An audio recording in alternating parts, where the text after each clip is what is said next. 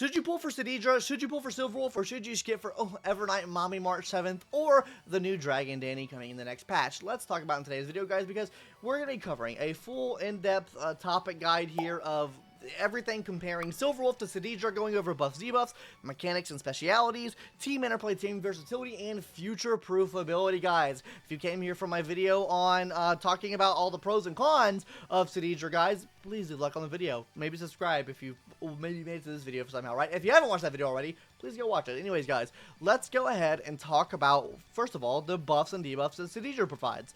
Number one, guys, she provides 72% crit damage to your skill. She provides 10% rest pin. She provides 20 speed to whoever has a military merit, which is basically whoever you put the skill on, and you're getting a huge attack bonus as well to whoever you put that skill on, right? So that's one target on your team, right? So hyper carry.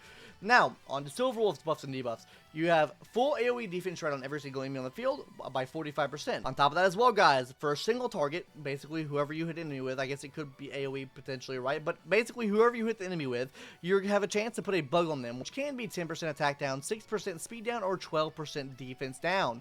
Now, this can happen every single time you use an attack with her, so you can get an extra 12% defense down. These can all be on the enemy at the same time, by the way. And then finally, guys, res pin. She's going to be doing 20% of res pin down to one type. So basically, whoever the first attacker of your team is, because that's whoever she's catering her type change to, that's going to be 20%, and then she just gives an overall 13% all type res pin to whoever you hit that skill on as well. You can literally think of it as a 33% type res pin down on the enemy, which is absolutely fucking amazing. So if I were to give the win to one character here, guys, I would probably give the win to Silverwolf here. I think that the AoE defense down is applying to so many different more enemies. You can throw in so many different more teams, and I think it's just overall better than the 72% crit damage you can use for one fucking time. I think the buff slash debuff category does go to Silverwolf. Now on to mechanics and speciality, guys. She gives 2x skill for every 6 charges. Fucking amazing, right? We love that. And next, she's going to be doing additional damage from every attack from your buffed character. Cool there, and it's pretty good damage at that, considering how much free crit rate and free crit damage she gives herself. She's a sub DPS, like we mentioned before, and she does a clean of a CC. That means she can clear a crowd control on your buffed ally, right?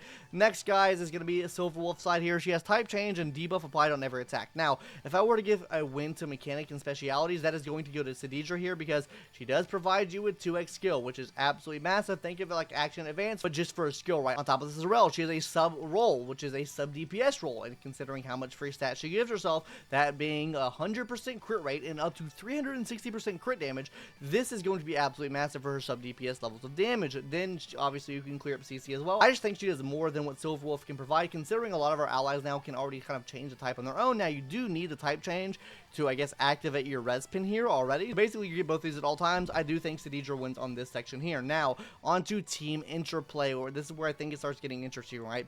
Insanely SP negative, guys. You have to use a skill with her every single fucking turn to make sure you're getting these charge merit stacks back up, because the only way she has to get these charges is literally by using skill, using her own ult, right? So this is for herself, right? And then for your buff ally, you also get it whenever they use a skill, a basic attack, or you use an ult. This only happens for one time per battle, though, so this is how you're getting basically her charges back up, right? So that does mean you do have to use a skill every single time, right? So that does make her insanely SP negative. There's no inner kit that regenerates SP other than using a basic attack, which is the standard way. You do have to get a light cone to actually make her more SP positive. Next, guys, she gets 5 energy from skill attack or basic attack from your buffed character, meaning she gets energy back, which replenishes her stocks to make sure she ults more. The more she ults, the more stacks of this charge merit you're gonna get, right? And she has 130 energy cost. Do you want to let that be known, right? Now on to Miss Silverwolf here, guys. SP positive. Basically use a basic attack every single turn, right? You use a skill attack maybe 1 or 2 times during battle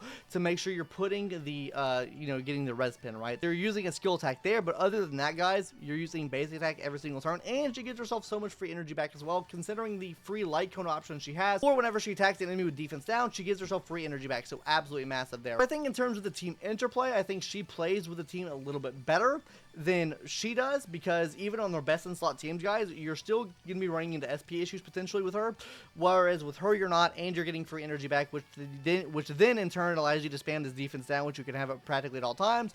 And for this, you have to keep basically spamming skill on your ally to make sure they're even getting to this 2 skill marker here.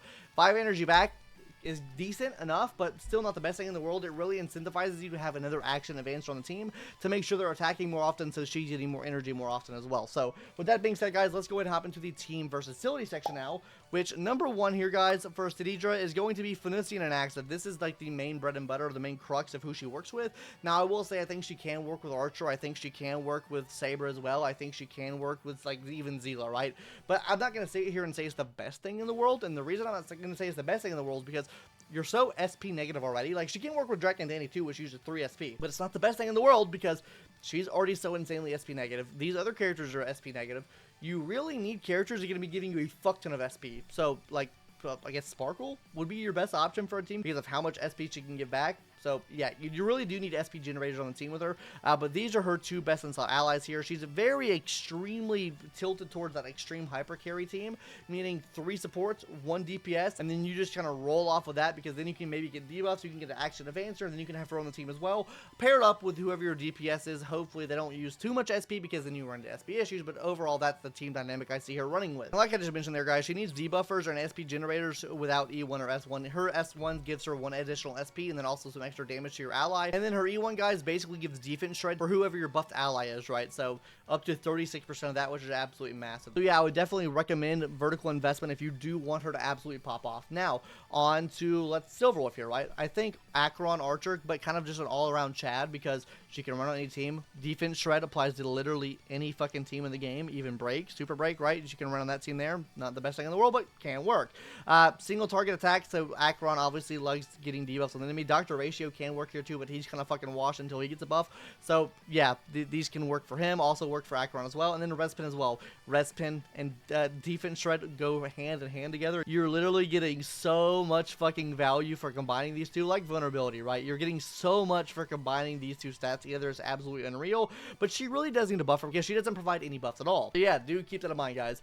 And then, like I said, Acheron Archer here. In terms of team versatility, who I would say wins, I think she wins because she can just work on so many different more teams. She is so much more gated, the Phoenician and an Axa here, that it's unfucking real. Let's talk about future value now, guys. Future value, guys. My problem here with her is that you're really going to be relying on different DPS that come out that A, use a lot more SP, B, use a lot more frequent skill usage, like an Axa, for example, where she can use a skill and then you get a free skill back, right? You also are going to be wanting allies to give you a lot of SP back for free, but then you also want allies that kind of remove the team from the field, so then her buffs actually stays with her ally and then continues to work, right? Because we all know Bronny doesn't work if she's off the field, right? Like, you can't action advance at all, but with her, you can still get the double skill usage there, which inherently acts like a Bronya skill or an action advance skill whenever Phoenician's in that state, right? So she has a very niche future, in my opinion. Whereas if we talk about Silverwolf here, guys, she offers more niche proportions of damage formula. So if we quickly break down what the damage formula looks like here, guys, essentially what Cerydra is giving for you guys is she's giving you a damage bonus right here, and she's giving you a damage bonus right here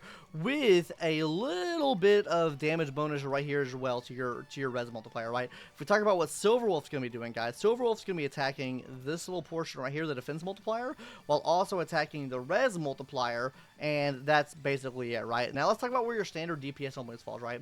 They normally attack this right here, they will attack this right here in terms of what they're giving to themselves, and they'll attack this damage bonus multiplier right here as well. So you can really see where the overlap starts to glare its head out right now. I will say with someone like an Axa, right, an Axa can take a lot more use of these because he doesn't really scale as much off of these as he does off of his own like defense shred he's able to provide himself. So he does pair up really well with her in terms of that. Someone like Phoenician, right, he gives himself a lot of damage bonus, so he pairs up pretty well with her because she doesn't give that, but most of your DPS are going to be giving you base damage, crit damage, and then also damage percentage buffs, so these really niche buffs work in a lot more scenarios, so I think she has a very broad future. I do say I think she will get power crept when someone offers a similar level of debuffs with sub DPS damage, so if you were to give, you know, sub DPS damage on the level of Cerydra here, to someone generally similar to Silverwolf, maybe you replace, or you could probably even reduce some of the AoE defense shred here and Respin, and I think she would be better than Silverwolf as long as she's SP efficient.